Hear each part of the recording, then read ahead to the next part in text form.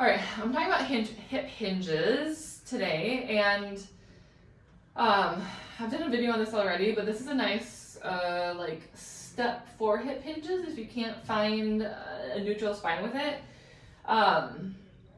So first thing that we want to think about is when we do a hinge motion, we want your pelvis, those front hip bones, and the base of your rib cage, they should stay the same distance apart from each other. So either people will flex through their spine and therefore rib cage and pelvis will get too close to each other, or sometimes people like overarch their back and then that space is getting further from each other. And so you can use your hands as that gauge to, am I keeping my neutral spine? Am I keeping diaphragm stacked over rib cage? And so this is your gauge. So what we're trying to work up to is this sort of position, which then we would apply to things like squats and lunges and that kind of thing. But since that can be really difficult because you have to control knees and hips and the whole thing, we're gonna try on knees.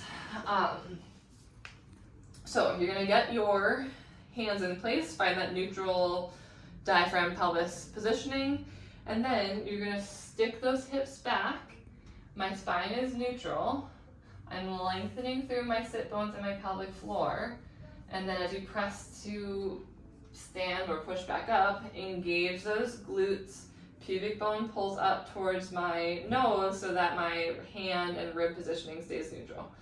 So we can add some breath. So you can exhale, lengthen through pelvic floor, reach those sit bones back. Sorry, that was an inhale. Inhale, reach back. Exhale, push through glutes, push to stand. Inhale down, lengthen sit bones, lengthen pelvic floor. And actually, as I come down here, if I push apart my knees into the floor, that can help me gain some length through here. And then also, then exhale, push to stand. So again, this is nice to be a prerequisite to hip hinging if doing it the whole thing together is difficult.